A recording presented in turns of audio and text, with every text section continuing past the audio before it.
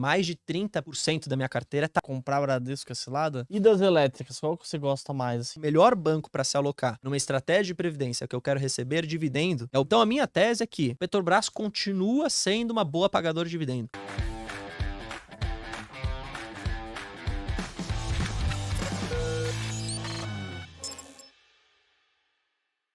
Bom, você entrevistou recentemente Fábio Baroni, a Luíse, Isso é verdade. Charles, e várias outras pessoas feras, referência no mercado. Uhum. Qual foi o ensinamento que você recebeu ali de algum convidado em específico, assim, que você falou, foi o maior ensinamento que eu já tive ali? Vale mais que faculdade, hein, com esses Não, é convidados que você verdade, é teve, né? verdade.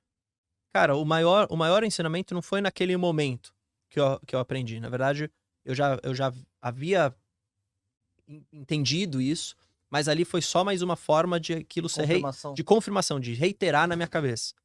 Que é, o aporte consistente vale mais do que você tentar acertar o verdadeiro timing do mercado. O que isso significa?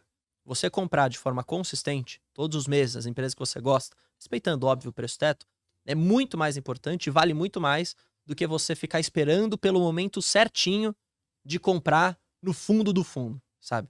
Então é melhor você comprar, vamos fazer aqui uma analogia, melhor você comprar todos os meses Banco do Brasil a 43 num mês, a 45 no outro, a 33 no outro, a 35 no outro, a 50 no outro. 50 não, porque passou do preço. A 49 no outro, do que você ficar esperando o momento que, sei lá, se vai chegar de você comprar, por exemplo, o Banco do Brasil a 28. Entendeu? Às vezes nem chega, né? Às vezes nem pode chegar.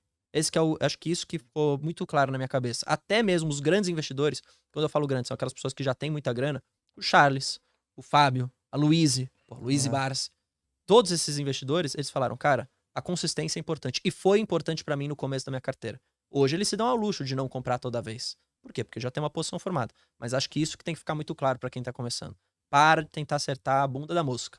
Porque você não vai acertar. Você vai Não tem errar. como, né? Não tem como. Falaram qual que é a melhor ação pra comprar quando é iniciante.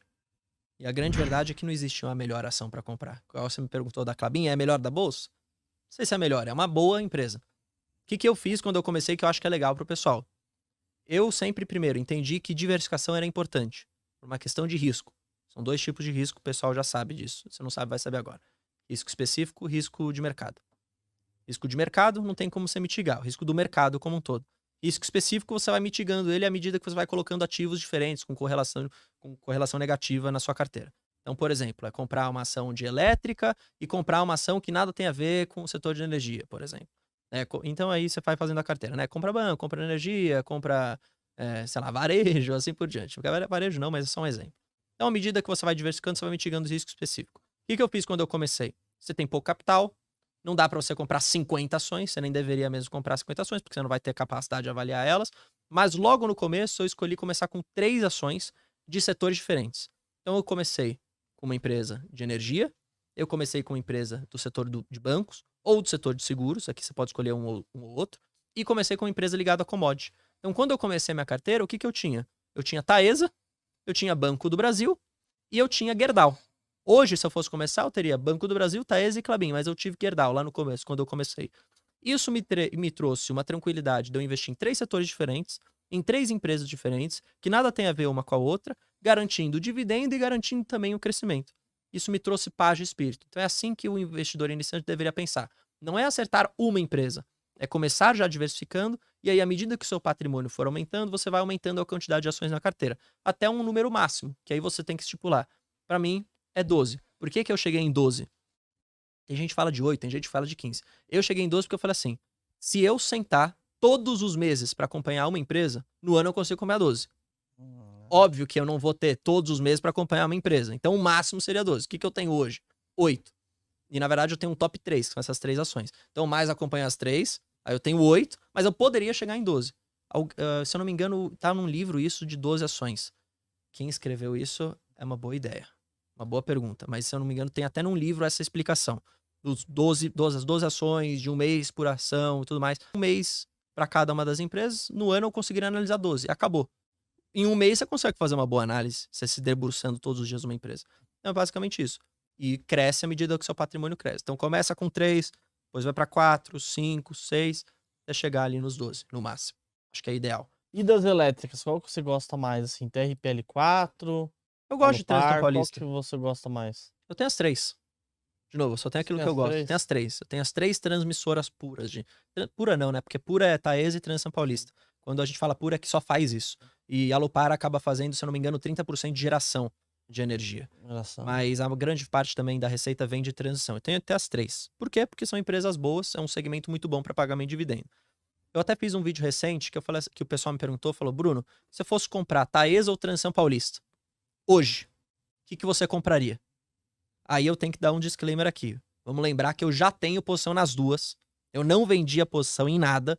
E eu tenho uma posição muito mais relevante em Taesa hoje. É mais de 30% da minha carteira é Taesa. E eu tenho uma visão de que eu gosto de dar uma diversificada também. Eu não gosto de ter acumulado muito em uma só ação. Eu não vendo, eu não vou vender, longe disso, mas eu vou acabar colocando meu aporte em outra empresa. Então, dado esse primeiro motivo, Transição Paulista eu iria investir. Agora, existem outras variáveis para eu decidir investir ou não. Segunda delas, né? Preço teto. Tem oportunidade para comprar a Transição Paulista nos dias atuais? Ah, quanto tá mais ou menos? Você consegue ver aí? Deve estar R$ 23,90, R$ 24 reais. Na minha vida.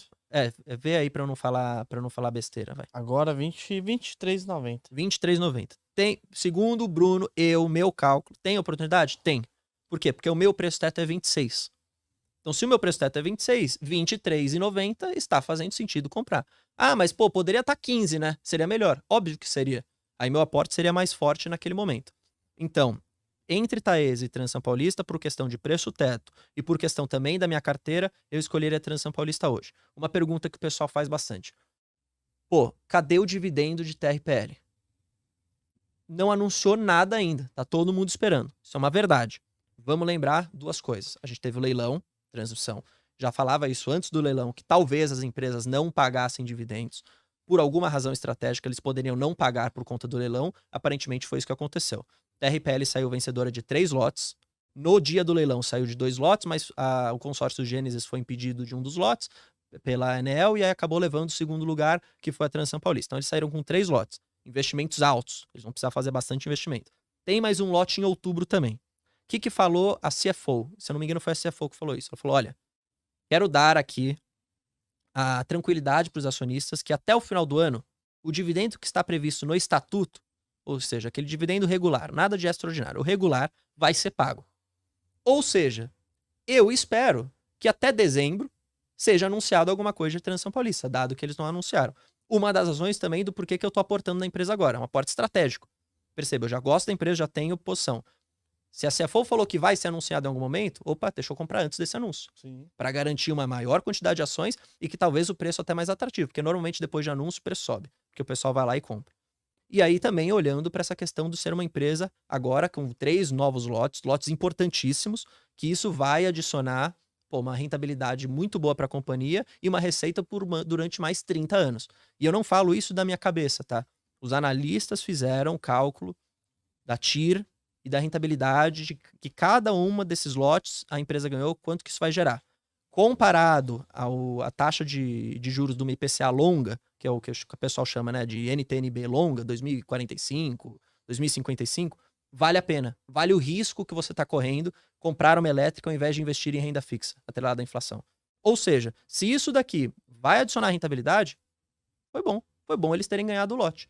Então, eles vão pagar mais dividendo lá na frente. Talvez o dividendo agora, no curto prazo, seja menor. Vão ter muito investimento para fazer, mas continua sendo uma ótima empresa. E que é perene. Por quê? Porque renovou as concessões e vai conseguir viver por mais 30 e poucos anos. Isso que é a grande verdade.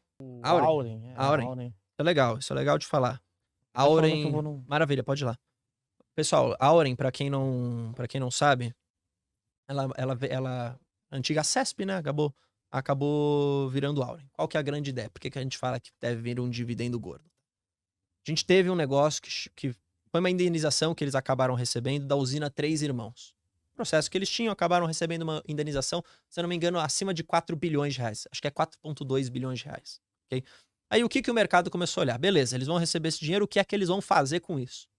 Existiam 2 variáveis aqui, dois caminhos para eles fazerem com esse dinheiro. O primeiro, que eles mesmos tinham falado, que eles iriam participar dos leilões de transição. Pelo menos agora, esse primeiro leilão do ano, não participaram. Vamos ver o que vai acontecer no próximo, se não me engano, finalzinho de outubro, tá? Vamos ver se eles vão participar.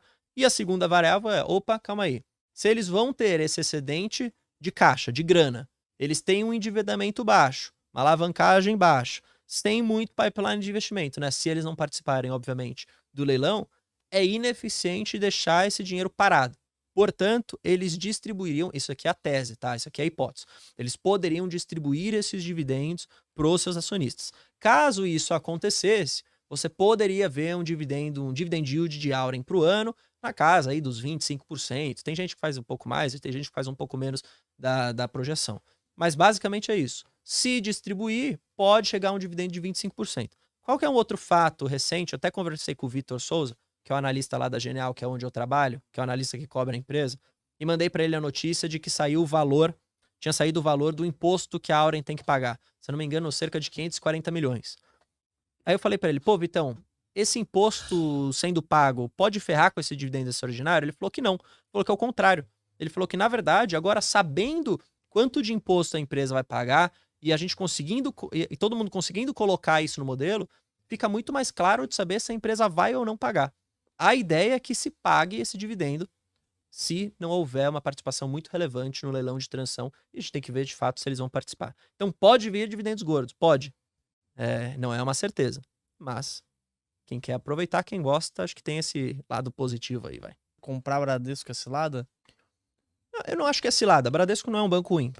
Tá, na minha opinião, tá? Não é um banco ruim. Eu já tive, inclusive, na carteira. O problema é que eu volto àquela máxima que eu sempre falei aqui em todos os podcasts que eu venho. O meu capital é finito. Eu preciso alocar ele da forma mais inteligente possível, de acordo com a minha estratégia, de acordo com o meu horizonte de tempo. Na minha opinião, para ser bem sincero, o melhor banco para se alocar numa estratégia de previdência que eu quero receber dividendo é o Banco do Brasil. Não é à toa que eu tenho esse banco. Ah, Bruno, pô, mas e Itaú? Itaú não é melhor que Banco do Brasil? Historicamente, Itaú é melhor do que Banco do Brasil em termos de rentabilidade e lucratividade. Isso é um fato. Porque Itaú... Então, o dividendo por ação ele é muito baixo também. Então, o bom do Banco do Brasil, qual que é? Um payout alto, um nível de lucratividade bom nos dias de hoje e um cronograma de dividendo muito mais previsível do que o Itaú. O Banco do Brasil divulga todas as datas, por exemplo. Datacom, data de pagamento, tudo. Você tem tudo lá via fato relevante. Então, isso traz uma segurança maior para o investidor de renda, diferente do Itaú. Ah, pô, mas e Bradesco? Bradesco também paga dividendo. Qual que é o grande problema? Qual que é a grande diferença? É um banco mais arriscado. Tem uma lucrar, né? Não, tem o Bradesco, por estratégia, assim como o Santander, quando eles cresceram a carteira de crédito, isso de fato é muito bom em cenários macro favoráveis, porque você acaba crescendo uma carteira de crédito mais arriscada e, portanto, você cobra um juros mais alto e aí você acaba ganhando mais. Qual que é a contrapartida disso? Como a gente viu agora, um cenário macroeconômico desfavorável e você viu, por exemplo, a taxa de juros subir, a inadimplência subir, o que aconteceu com o balanço do Bradesco? Foi enturrado de provisão e a lucratividade foi para baixo. Então é isso que aconteceu com o Bradesco e o Santander. Significa que os bancos vão quebrar ou que, pô, não vale a pena? Claro que não. São dois bancos de história pra caramba. São dois bancos bons. Agora, é uma recuperação que vai ser gradual. Então, o dividendo daqui 6 meses, daqui 1 ano, não vai ser bom. Assim como o Santander. Significa que eu não tenho essas empresas? Bradesco, sim. Santander, eu tenho. Santander, eu tenho. Nunca vendi. Não tô aportando no momento, por uma questão de preço-teto. Mas, se fosse para escolher um banco, eu compraria Banco do Brasil. Banco do Brasil, mesmo nesses preços.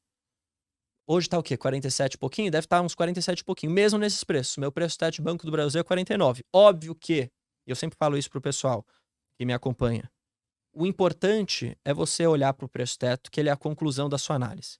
Portanto, se, você não concorda com o seu preço-teto, já tá errado. Porque se você tem um preço-teto que você mesmo estipulou para você e fala, não, pô, meu preço-teto é, sei lá, 10, a ação tá 8. Não, eu não vou comprar. Mas, pô, seu preço-teto não é 10? Por que você não tá comprando? Não, porque eu prefiro comprar abaixo de 7. Então, 7 é o seu preço-teto. Se você não concorda com o seu preço-teto, tá errado, na minha visão, a sua análise. Porque o preço-teto é a conclusão dela. Aí, ok. Então, se o meu preço-teto de Banco do Brasil é 49, até lá eu compro. Agora, quando que eu mais gostava de comprar o Banco do Brasil? Portanto, meus aportes eram mais altos. No começo do ano, a 32, 33 reais. Então, fazia aportes mais fortes lá. Continuo fazendo aportes hoje em dia, porque eu entendo que essa consistência do aporte é muito importante para a carteira, especialmente se é uma carteira nova, mas aportes mais fracos. Então, chutando números aqui, em vez de fazer um aporte de 5 mil direto, eu faço um aporte de 1.000. Só que eu faço, entendeu?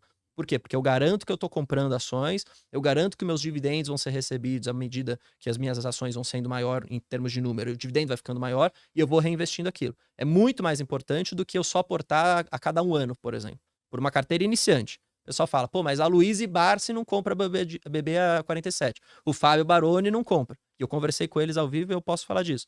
Eles não compram, mas por quê? Porque eles já têm uma posição muito robusta. Eles podem se dar ao luxo. Né? Eles podem se dar ao luxo de não comprar de agora. Esperar, de esperar. Coisa, né? Não, justamente porque ele já tem uma posição grande e eles já estão recebendo dividendo. Agora, imagina pro cara que tá começando agora. Tem 10 ações. Se o cara ficar 1 ano para comprar mais 10 ações, pô, ele perdeu o ano inteiro de dividendo, entendeu? Isso que é foda. Então a minha tese é que Petrobras continua sendo uma boa pagadora de dividendo. Mesmo num governo que odeia o dividendo. Por quê? Não é porque eles querem ajudar a empresa, porque eles precisam disso. Então a minha ideia é que, e pena que eu não visualizei isso, porque senão eu teria comprado Petrobras no começo do ano, é que a R$22 você tinha uma margem gigantesca muito, muito boa. Margem de segurança gigantesca, muito, muito boa para comprar Petrobras. Foi em janeiro, lá no começo do ano.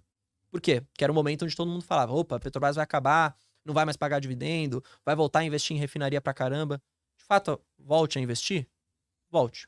De fato, volta, aumenta um pouco o investimento, sai só do core de produção e exploração de petróleo. Isso vai acontecer. Mas eles não vão poder perder o dividendo, porque isso vai ser importante pro caixa do governo. É a minha opinião. Tem analista que discorda, mas eu acho que o dividendo não vai piorar. E eles vão fazer de tudo, mesmo falando contra, eles vão continuar pagando bom dividendo. Então Você é acha fácil. Que a narrativa vai continuar a mesma? Eu acho que a narrativa pra base deles, do esquerda vermelho raivoso, é a mesma. Não é verdade. Foda-se o dividendo e tal. Mas na prática, você vai continuar vendo o dividendo aí de 20%, 25%. Isso vai continuar acontecendo, na minha visão. Não vai ser 60%. Mas não vai ser 5%, não vai ser 8%.